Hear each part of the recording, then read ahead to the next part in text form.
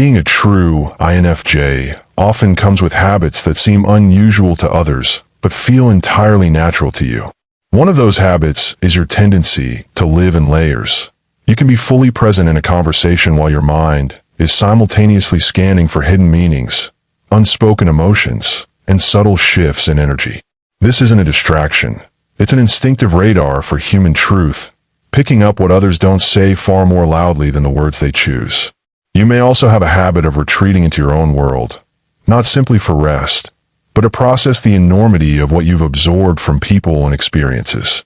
These quiet withdrawals aren't about avoiding life, but about filtering through feelings, ideas, and visions that arrive all at once. It's during these moments that your mind can feel like a vivid cinema, replaying real events while weaving possible futures, testing scenarios, and shaping ideas until they feel complete. Your conversations tend to wander into deep, abstract territories without you even trying. Someone can start by telling you about their day, and before long, you're both unpacking life purpose, hidden fears, and spiritual meaning. The strange part is, you're often more aware of the other person's emotional patterns than they are, noticing a recurring insecurity in the way they speak, or an unhealed wound hidden behind humor. You also have a quiet habit of over-preparing emotionally for interactions. Before meeting someone, you may already imagine their current mood, the topics that will make them light up, and the subtle ways you might comfort them if they're hurting. This is not about control. It's about creating an environment where people feel safe enough to be themselves. You do it without thinking, yet the people around you feel the warmth and intentionality it brings. If you're an INFJ, ensure to check out our INFJ playbook. The link is in the description of this video. Another habit that stands out is your almost compulsive need to give meaning to the smallest details. A song you randomly hear might become the soundtrack for a pivotal chapter in your life. A stranger's fleeting glance could spark an entire narrative in your mind about who they are and what they're carrying. Even objects can hold emotional weight for you. A simple mug might become precious because of the conversations it's silently witnessed. You tend to anticipate outcomes long before others see them coming. This isn't magic. It's the product of endless mental cross-referencing, piecing together patterns from what you've seen, felt, and intuited. People might think you're overly cautious or even paranoid at times, but when events unfold just as you predicted, it only deepens your trust in your inner compass. You also likely have the ability to mirror someone's emotional tone without losing your own identity. You can soften your energy for those who are anxious, infuse lightness for those weighed down, or hold stillness for someone who simply needs space. It's an emotional adaptability that feels instinctive to you, yet others sometimes mistake it for being overly accommodating. Another unusual habit of a true INFJ is your tendency to form deep emotional connections with people long before they realize it. You can meet someone once, and in your mind, a thread already exists, a thread made of observations, feelings, and subtle energy exchanges. While others might forget small encounters, you remember the way someone's eyes softened when they spoke about their passion, or how their voice trembled when they touched on something painful. These details root themselves in your memory, not as facts, but as living pieces of who that person is. You also have a strange relationship with time.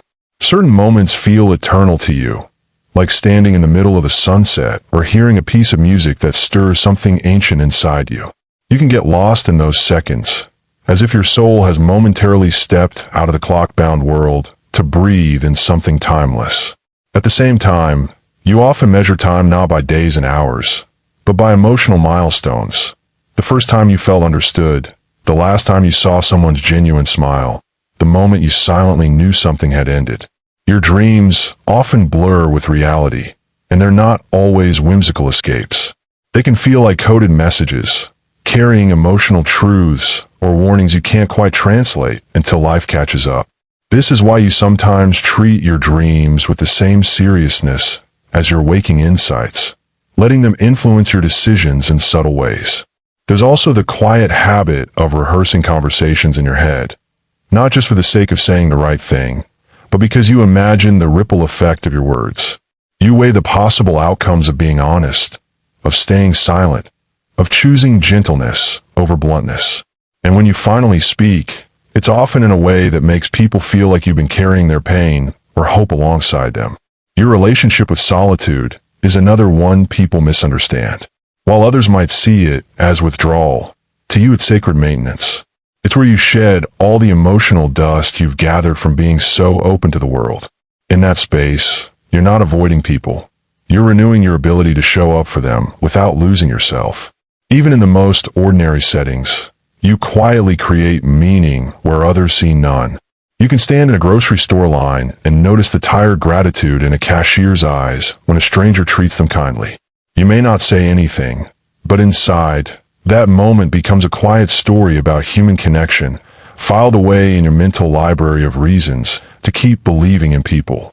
You can sense when someone is about to leave your life, emotionally, physically, or spiritually, long before it happens. It's an ache that sits in your chest before any goodbye is spoken. You begin to prepare yourself, not out of detachment, but out of love for the person and a need to release them gently. You don't cling in panic. You hold space and acceptance, even if it quietly breaks you. Another subtle but telling INFJ habit is the way you collect pieces of people without even trying. A phrase someone once said in passing, the scent of a place you visited together, a certain way their laughter tilted towards sadness. All of it becomes part of your private archive. These fragments are not just memories. They are living reminders of the connections that have shaped you, even if the people themselves have long since moved on. You also have a quiet ritual of translating the world into symbols. A falling leaf is not just a falling leaf. It might be the embodiment of letting go. A stretch of rain on a lonely evening might mirror the inner state of your heart. The world speaks to you in metaphors that others might miss entirely, and you unconsciously weave them into the way you understand your life. Another habit that sets you apart is how you often edit your presence in a room. You instinctively adjust your energy to fit the emotional climate, sometimes dimming your light so others feel more comfortable, other times amplifying warmth to melt tension. It's not about people-pleasing. It's about creating harmony in a space that feels emotionally lopsided. The unusual part is how natural it feels for you to do this without any conscious calculation. Your compassion also takes on a rare form. You tend to protect people from truths they are not yet ready to hear. You can see the whole picture, the pain they're avoiding, the patterns that hold them back, but you choose to plant seeds instead of delivering the full weight all at once. You trust that, in time, they will arrive at the truth on their own, and when they do, it will feel like it was theirs all along. Another habit, almost hidden even from yourself, is the way you can fall in love with the potential you see in others. This is not romantic love alone.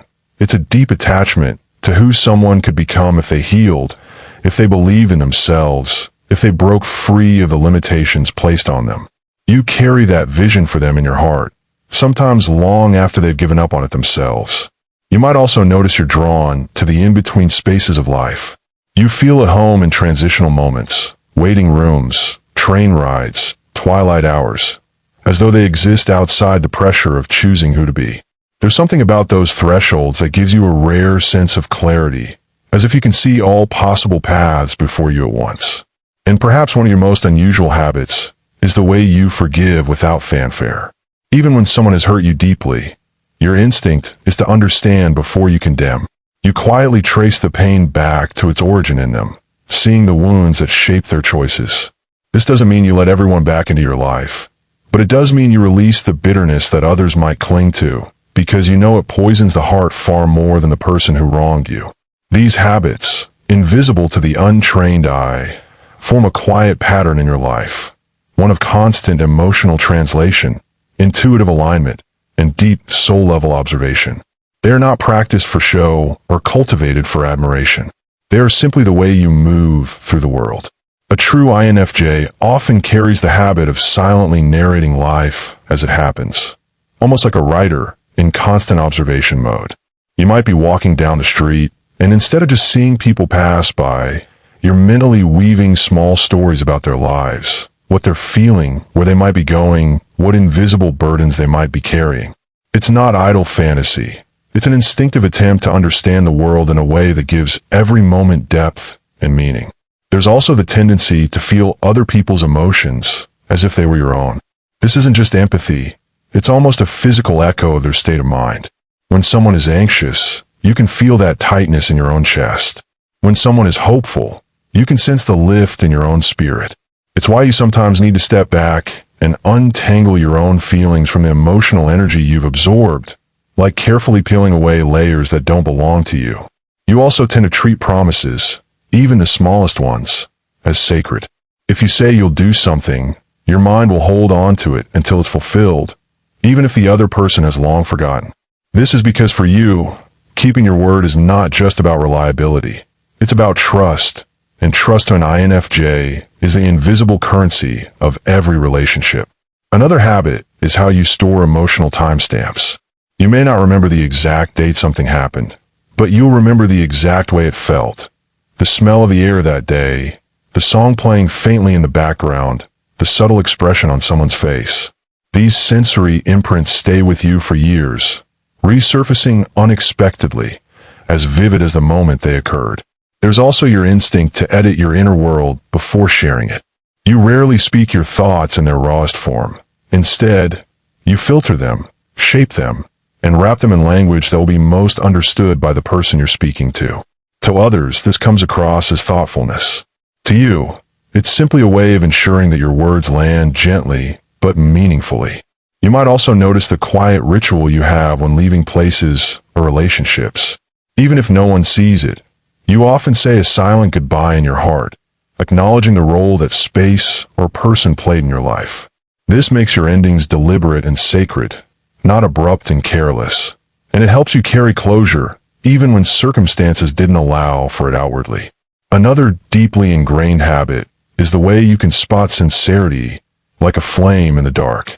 Whether it's a stranger's unguarded laugh or the way someone's voice softens when they talk about what they love, you instantly recognize authenticity, and you're drawn to it, often without realizing how rare it is until much later. You also have a way of noticing the weight people carry in their presence, even if they smile easily. You can tell when someone's joy is genuine and when it's a thin layer hiding exhaustion or grief. This awareness makes you approach people with a unique gentleness, sometimes offering comfort without ever directly naming their pain, as if sensing they aren't ready to have it spoken aloud. There's a peculiar habit you have with places. They are never just physical locations to you. A cafe is not just a cafe.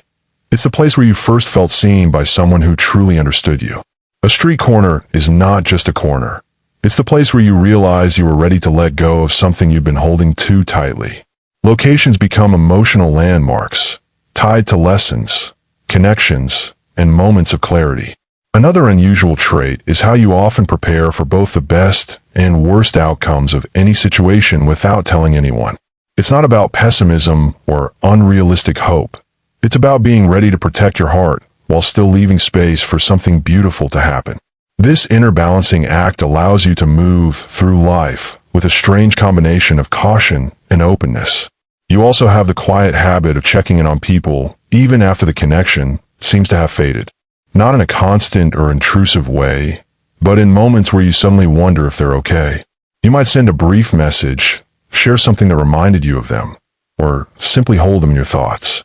To you, bonds aren't easily erased. They stretch and change, but they rarely break completely. There's an almost mystical way you experience beauty, too. A simple beam of sunlight breaking through clouds can stir something profound in you, as if it's speaking a truth words can't reach.